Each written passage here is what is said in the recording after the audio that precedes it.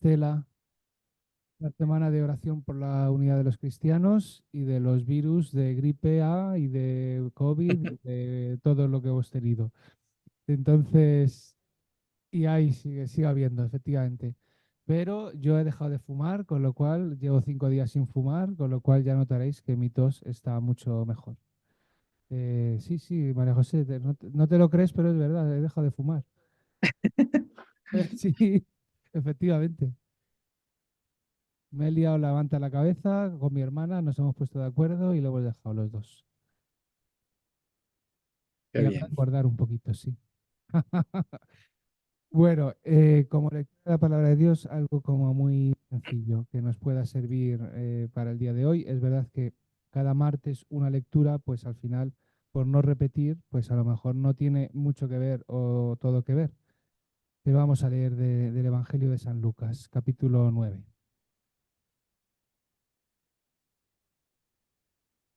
Los discípulos comenzaron a discutir quién de ellos era el más importante. Jesús, que se dio cuenta de lo que estaban pensando, tomó a un niño, lo puso a su lado y les dijo: El que recibe en mi nombre a este niño, a mí me recibe, y el que me recibe a mí, recibe al que me ha enviado. Porque el más insignificante entre todos vosotros, ese es el más importante. Juan le dijo: Maestro, hemos visto a uno que estaba expulsando demonios en tu nombre, y se lo hemos prohibido porque no es de los nuestros. Jesús le contestó: No se lo prohibáis, porque el que no está contra vosotros está a vuestro favor.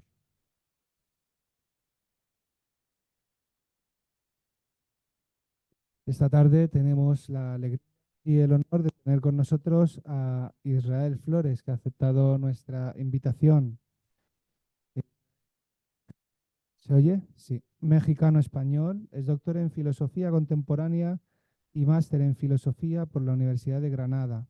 Licenciado en Filosofía por la Universidad Autónoma de México, sino UAM, ¿no? La UAM Iztapalapa.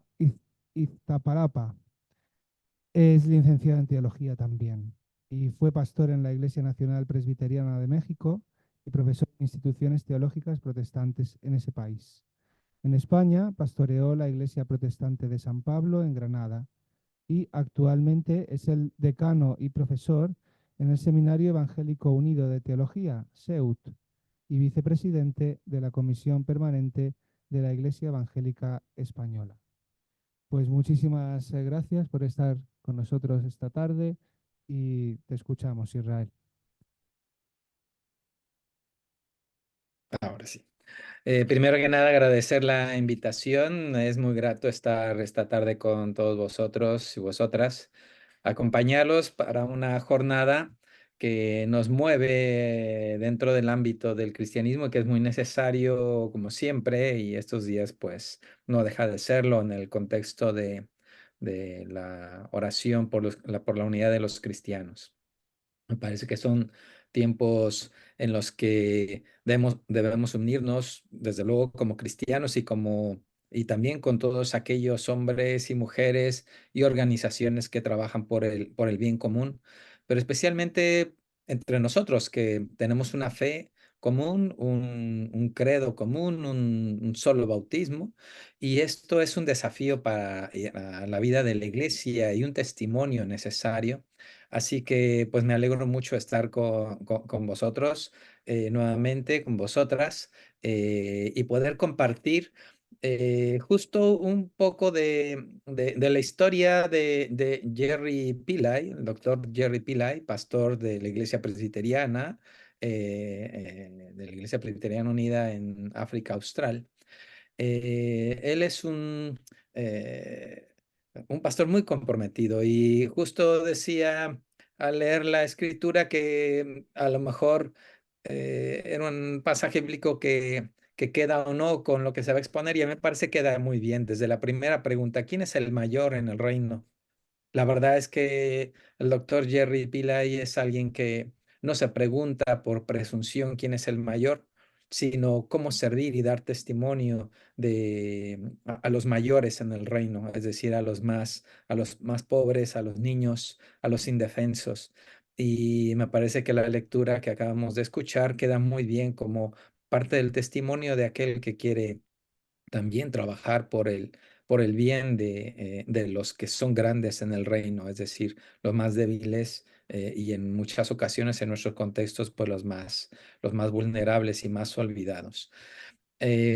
Así que bueno, simplemente no sé si lo conozcáis, me gustaría compartir pantalla un momento para poder poner una pequeña, no voy a tener la presentación todo el tiempo, pero es que ahora ya no.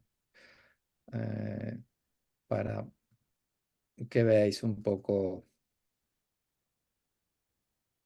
a Pastor Pillay. A ver si, no sé si lo veis porque yo veo otra cosa. Espero que sí. Tú piensas, Israel, que nuestro curso es siempre para partir casi de cero, aunque ya tengamos conocimientos y eso, pero cada año se plantea un Sí. poco así. Claro, entonces, no, lo que yo digo es si se ve la compartir pantalla, Por eso preséntanoslo como si no conociéramos nada de esto. sí, Ujú.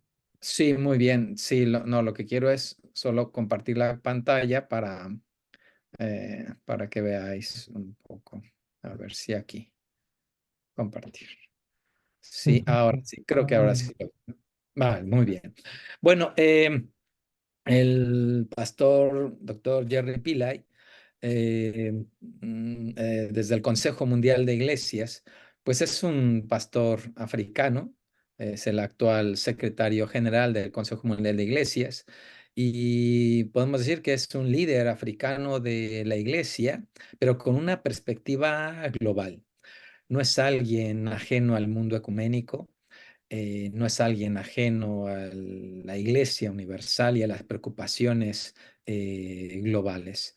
Él es miembro de la Iglesia Presbiteriana, como ya lo comenté, de la Iglesia Presbiteriana Unida de Sudáfrica, una iglesia pues que también ha vivido sus tiempos conflictivos, sus momentos también con muchos desafíos a lo largo de su historia, como sabrán, por el tema del apartheid en Sudáfrica, pues sí que fueron momentos duros para la vida de la iglesia.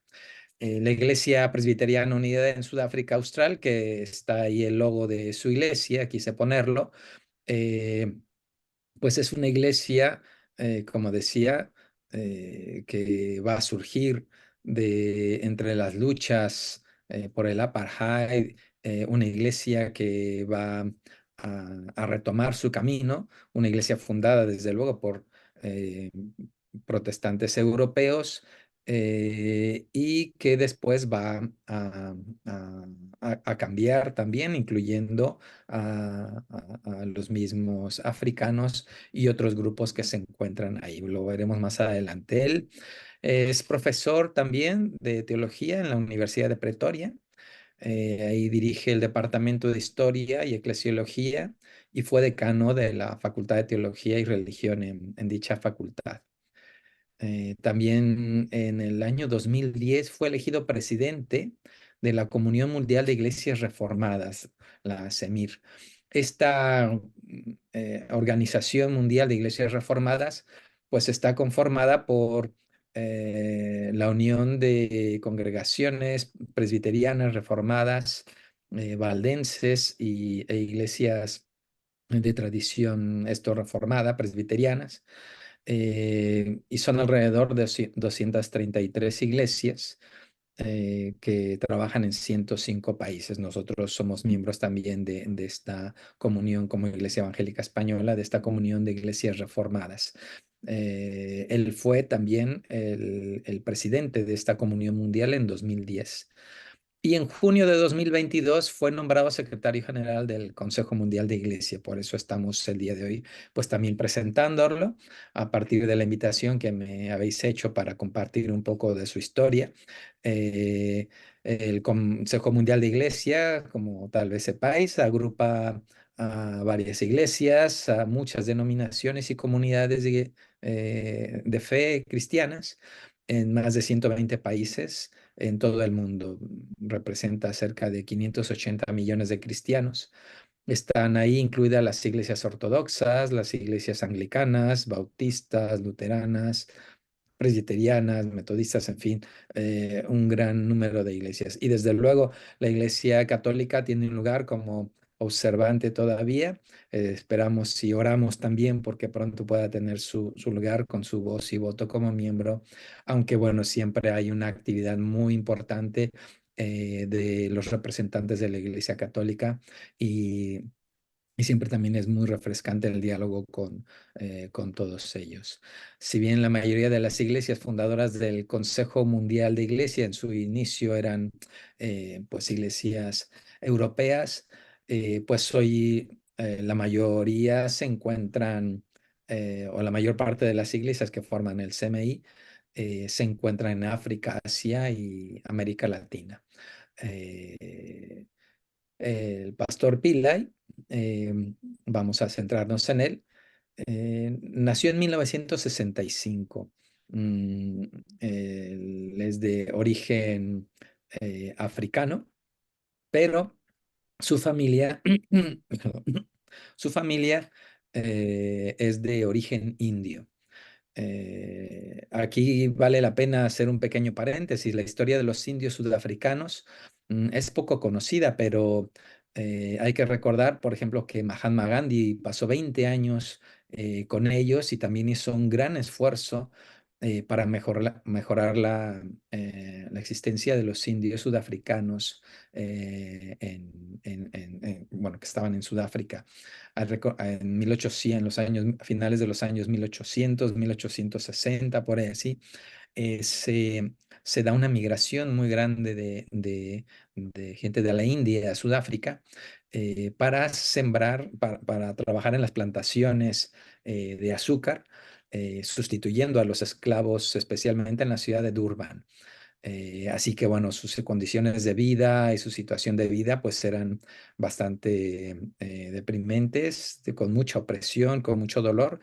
Y Gandhi, pasando 20 años ahí, pues luchó bastante por los derechos de los indios en Sudáfrica también. Así que podemos ver que el pastor Pillay tiene un contexto, un origen histórico, pues muy marcado también por desgracia, por un contexto de racismo, de exclusión, pero que a lo largo de la historia y él mismo ha sabido salir adelante en medio de toda la situación, pero en base a la lucha, en base a la demanda, pero también en base a la fe. Eh, él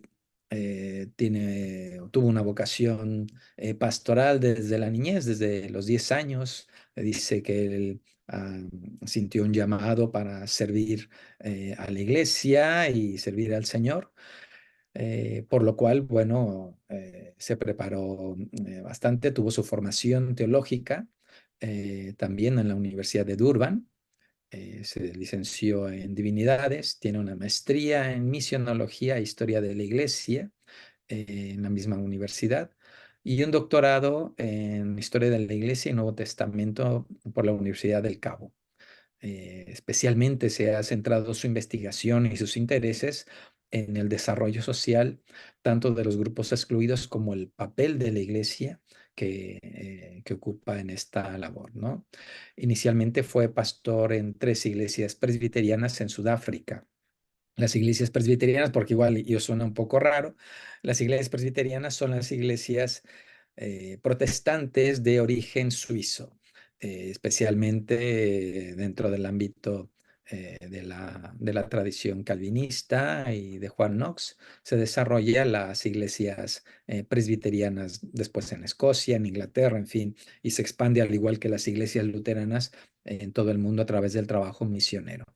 Pero hay que decir que mucho de ese trabajo misionero, como sucedió con las iglesias católicas, también con las iglesias protestantes como la luterana, la suiza, la presbiteriana, en ocasiones también la metodista, pues su labor misionera fue de la mano del colonialismo. De ahí que él también va a ser una fuerte crítica de la llegada del protestantismo y digamos, las iglesias reformadas a Sudáfrica, porque al final pues llegaron también de la mano del colonialismo europeo que derivó tristemente después en el apartheid. Así que él va a ser bastante crítico de eso, muy consciente de esta necesidad de repensar la tradición teológica y reflexionar sobre las herencias recibidas, ¿no? Decíamos que él fue pastor en 3 iglesias presbiterianas en Sudáfrica y después fue miembro del comité central de la iglesia a nivel Sudáfrica también. Fue elegido, como ya comenté, en el 2010, después dentro como presidente de la Comunión Mundial de Iglesias Reformadas y finalmente, pues, también como ahora secretario general del Consejo Mundial de Iglesias.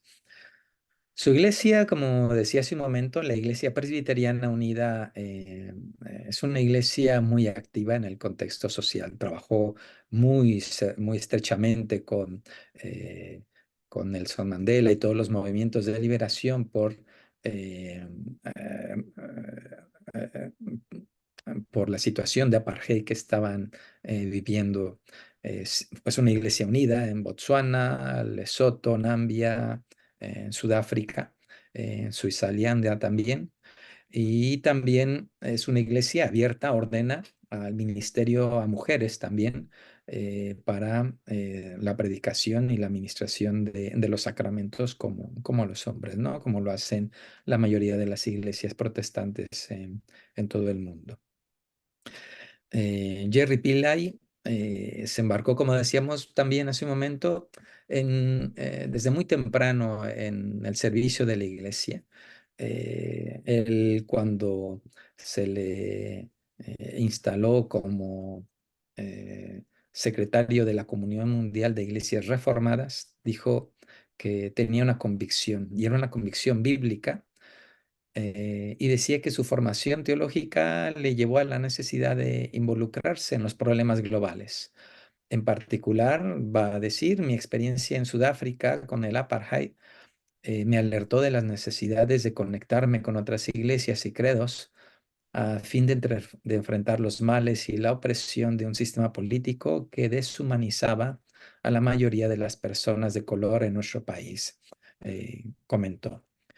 Y después cuando se le va a instalar ya como secretario general del Consejo Mundial de Iglesias, pues también va a seguir hablando de su trabajo y de sus desafíos, de lo que aprendió en su contexto y cómo esto le dio una visión global para servir pero también para luchar por los desafíos a nivel mundial, a nivel global, pero no solo, desde luego, sino juntamente con gobiernos, iglesias y organizaciones no gubernamentales.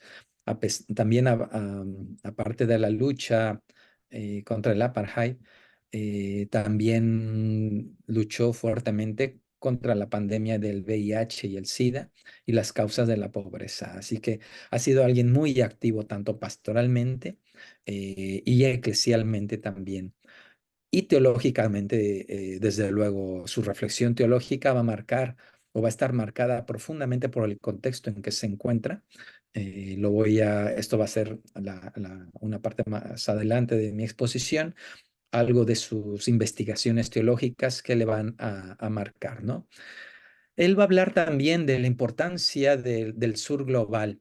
El sur global como ese contexto donde se da hoy en día la base del crecimiento cristiano. No deja de ser crítico con, digamos, el norte global, el norte rico, que, digamos, ha dado la espalda al cristianismo y donde decrece el cristianismo en general. Eh, pero por eso él hace un llamado, como muchos otros líderes cristianos en general, de mirar al sur global y trabajar también desde ahí para una reestructura y un cambio también de la iglesia y su testimonio a nivel global desde el sur. También donde tenemos mucho que aprender. Es una persona que se integró muy pronto en los movimientos ecuménicos y bueno, ya como secretario general del Consejo Mundial de Iglesias, pues ha trabajado muy estrechamente, pues como vemos aquí en la fotografía, ¿no? Con todos los grupos cristianos, incluso pues con la Iglesia Católica.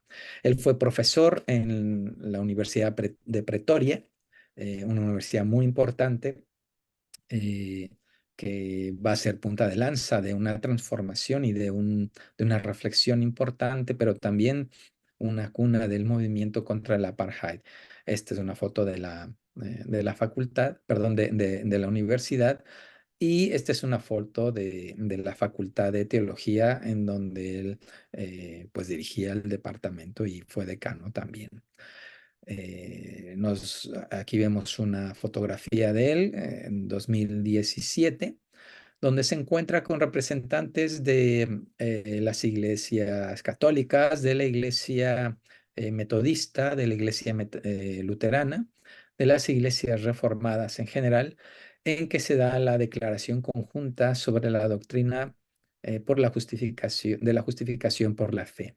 Desde el 2009, tanto la iglesia católica como la iglesia luterana firmaron este documento donde se llega a puntos o se analizan los puntos en común que hay acerca de la doctrina de la justificación por la fe, que como sabéis fue una de las doctrinas que inició el movimiento protestante, pero que dio lugar también a la ruptura de la iglesia en el siglo XVI. Y en ese año, 2017, en que se conmemoraron los 500 años de la Reforma Protestante, se firmó esta declaración conjunta, pero ya no solamente entre luteranos y católicos, sino se integraron también las iglesias reformadas y las iglesias metodistas.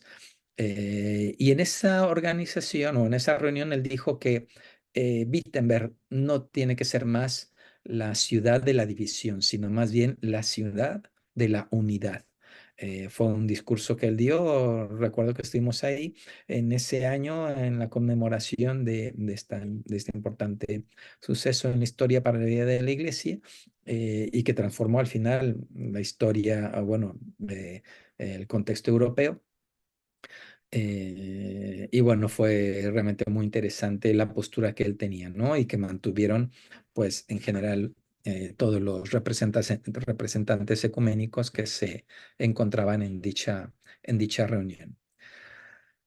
Eh, Él va a estar muy activo desde muy joven en su época de estudiante en la Universidad de Durban. Va a estar muy activo en organizaciones ecuménicas, en organizaciones sociales contra la lucha, como ya dije, ¿no? Por el apartheid. Va a estar trabajando con grupos cercanos a Nelson Mandela, y va a formar y va a dirigir grupos ecuménicos. Se lo va a hacer desde la iglesia siempre. Va a ser su espacio, va a ser su lugar de reflexión y su contexto de aporte para la liberación de esa situación de exclusión a la comunidad negra en Sudáfrica. Va a trabajar, como decía, de manera conjunta con grupos ecuménicos. Va a estar trabajando con congregaciones, no solamente protestantes, sino incluso interreligiosas, con grupos católicos también, y con todos los grupos evangélicos que se encuentran o se encontraban en el país, en la zona. Va a reflexionar cuando lo nombran miembro ya del Consejo Mundial de Iglesia, y va a decir que sus aportaciones, tanto como líder africano, tiene que ser aportaciones globales, no puede ser una aportación local. Esto es muy interesante porque va a pensar, como decimos, globalmente, con una mentalidad abierta, y se va a enfrentar a diversos contextos, ¿no? Tanto en África, pero también en diversas partes del mundo. Va a tener una trayectoria muy interesante antes de llegar, como decía, a ser el secretario general del Consejo Mundial de Iglesias. Fue el presidente de la Comunión Mundial de Iglesias Reformadas, lo que le permitió también estar en contacto con las iglesias protestantes, tanto en Europa como en Asia, América y el resto de África y América Latina, desde luego, y el Caribe. Así que va a tener una conciencia global antes de también llegar a ser el secretario general del Consejo Mundial de Iglesia. Y es una conciencia global que surge desde el sur. Esto es importante notarlo y apreciarlo. No es una conciencia global formada solamente intelectualmente, sino desde la vivencia de opresión. Vamos a decir lo que es alguien que va a llegar a tomar un liderazgo, una presencia importante dentro del ámbito de las iglesias, pero que lo va a hacer desde los márgenes globales, desde los márgenes raciales, desde los márgenes religiosos también, lo cual, pues bueno, muestra o no, puede darnos un poco la idea del talante del pastor Jerry Pillay. El día de su instalación como secretario también va a decir lo siguiente: lo emocionante es que creo que estoy donde Dios quiere que esté, que Dios me ha salvado para este momento.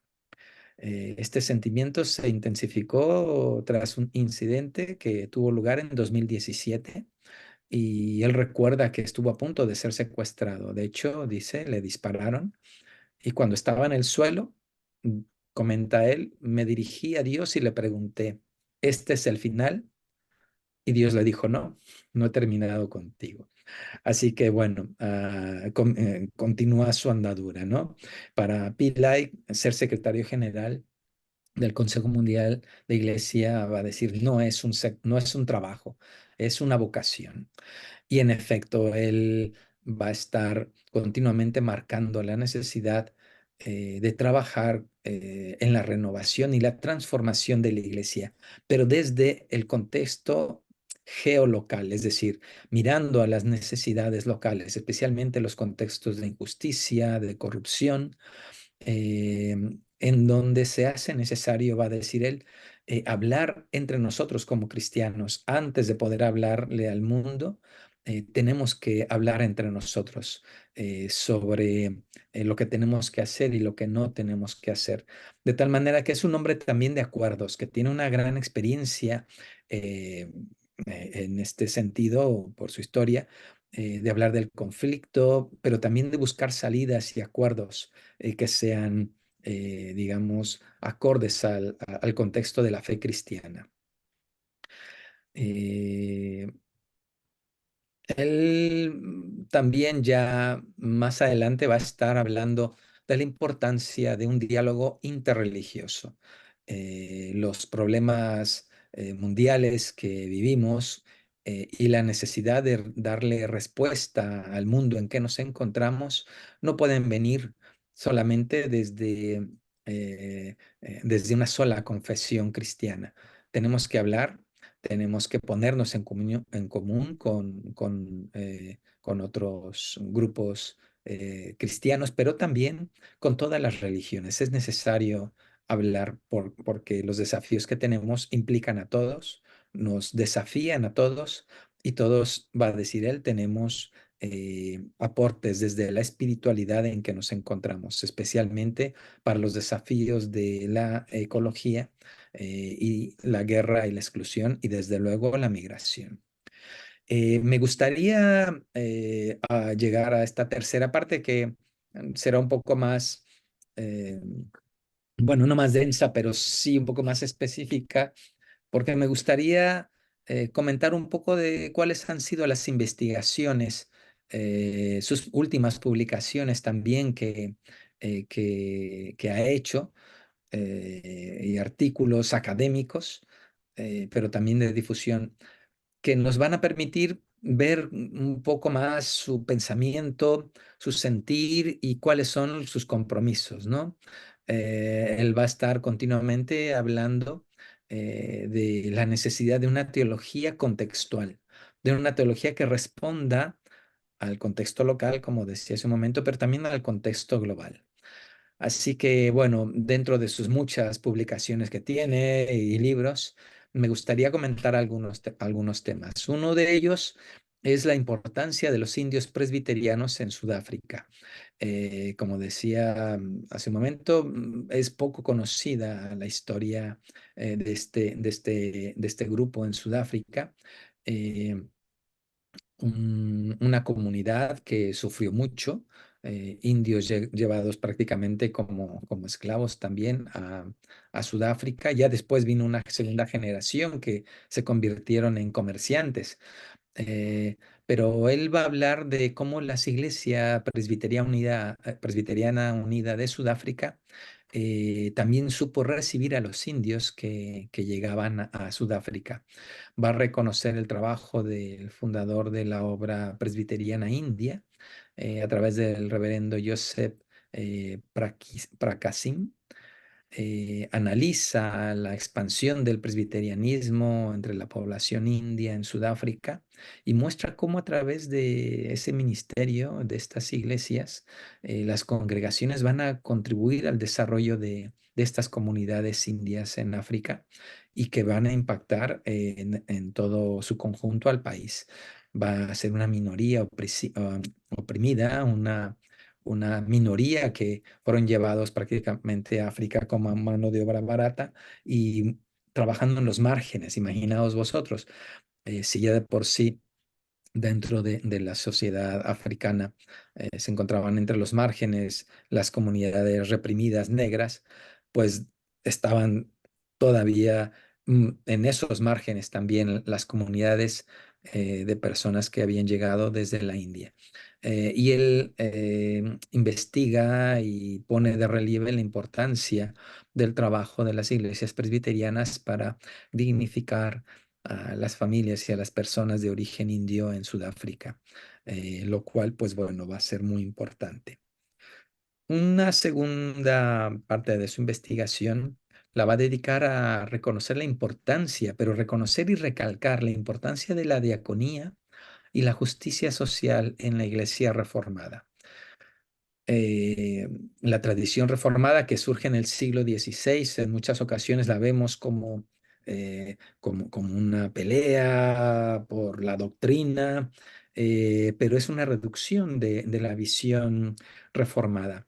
La visión reformada pretende hacer también de este mundo un espacio de dignificación del ser humano.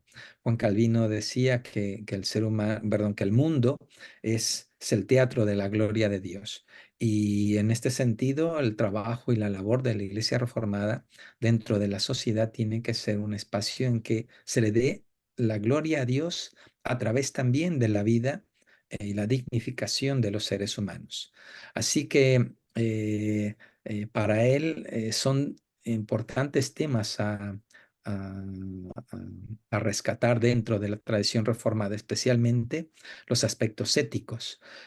No solamente el aspecto ético que tradicionalmente se conoce como el aspecto ético calvinista, donde todo es muy puritano y con horarios muy estrictos y una formación ética muy rígida, pero también la relación con el trabajo, la relación con el mundo, la relación con la creación y la relación con el prójimo. La tradición teológica reformada va a reconocer Pila y siempre ha ido de la mano de la justicia social y de la diaconía como los aspectos centrales de la fe reformada. eh, Aunque hay una gran diversidad y en muchas ocasiones se llevaba más a las discusiones de índole teológico, él pone de relieve la importancia del compromiso con la justicia social que hay dentro de las iglesias reformadas.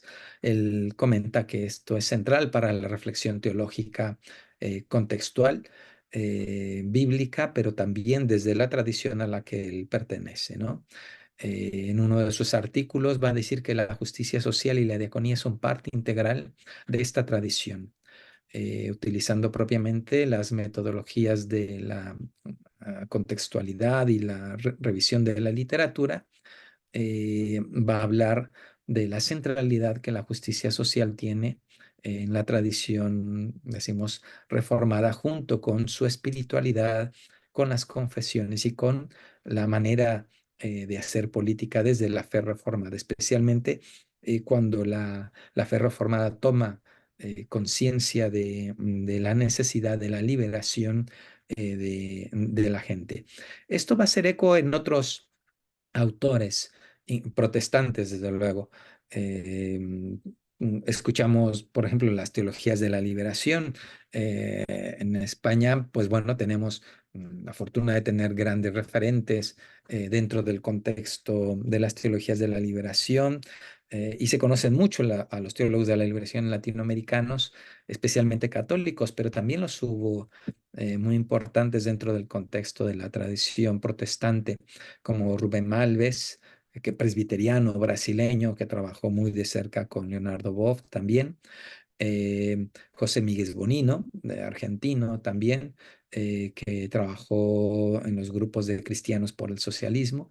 En fin, hay un germen también de conciencia social, de liberación dentro del contexto de las tradiciones protestantes y sin duda alguna Jerry Pillay pues es un representante digno, muy digno de estas luchas por la liberación y por la dignificación del ser humano en todo contexto. Por eso es que otro de sus temas que va a estar trabajando constantemente y son temas recurrentes en su teología es justamente la relación entre la teología, la economía y el medio ambiente. Él va a decir que vivimos en una contradicción.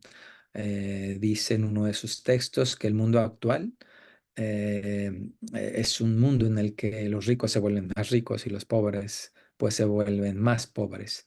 Las injusticias económicas prevalecen prácticamente en todos los países y todos los contextos. Ya no es un problema solo del sur global, sino un problema global más bien.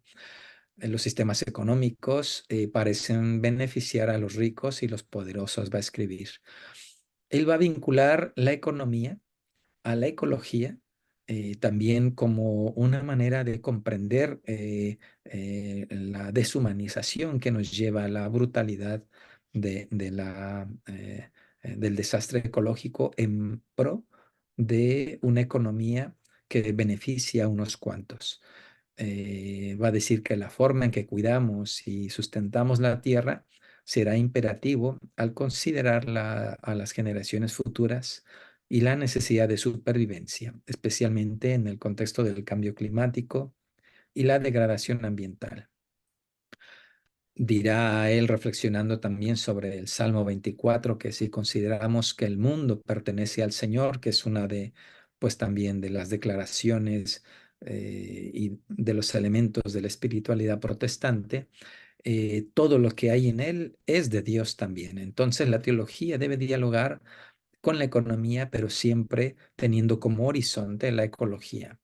El Consejo Mundial de Iglesias nos ayuda a ver, dirá él, la conexión entre la comprensión integral de la creación de Dios y la responsabilidad que tenemos como seres humanos, pero también el papel que tiene la Iglesia en su reflexión teológica y en su misión. Eh, También va a estar trabajando otro de los temas que comprenderéis, va a estar marcada por su historia, por su contexto, por su biografía, eh, y que tiene que ver con la teología de la liberación. Él pregunta, ¿la teología de la liberación negra aún? Tiene un artículo muy interesante sobre esto. Porque, bueno, se habla en muchas ocasiones de la desaparición ya o de la defunción de las teologías de la liberación, cuando él mismo defiende al rescatar a un teólogo de la liberación o a una teología o un promotor de la teología negra de la liberación, Buyani Beyem, que fue profesor justo en la Universidad de Pretoria. Él habla que no, que la teología de la liberación negra está muy viva y es muy necesaria. No solamente porque pervive del recuerdo de la desaparición del apartheid en Sudáfrica, sino que ayuda en la construcción de la democracia en el país, puesto que continuamente replantea la necesidad de retomar la idea de negritud en contextos donde se quiere a veces terminar con ella, ¿no? En contextos cada vez más xenófobos y más racistas en general. Eh, Va a estar retomando las posturas de este profesor, Bellem, e incluso va a escribir un trabajo en homenaje a él, diciendo y hablando de la importancia de las teologías negras, de la liberación en Sudáfrica, pero también ahora en conexión con otros contextos, ¿no? Como la teología de la liberación negra en Estados Unidos, en el Caribe. Y en otras zonas de África y América Latina también. Otro de los temas que va a retomar, y con esto ya voy cerrando mi presentación, pues tiene que ver con el anterior, el tema del racismo y la xenofobia y los desafíos para la iglesia, el rol de la iglesia a nivel global ante el racismo y la xenofobia, especialmente ante la avalancha migratoria, ¿no? Que estamos viendo, el tema de los inmigrantes y los refugiados en Europa y Estados Unidos y en otras partes del mundo, este fenómeno global que siempre ha existido, va a decir y va a recalcar él, ¿no? Siempre ha existido la migración.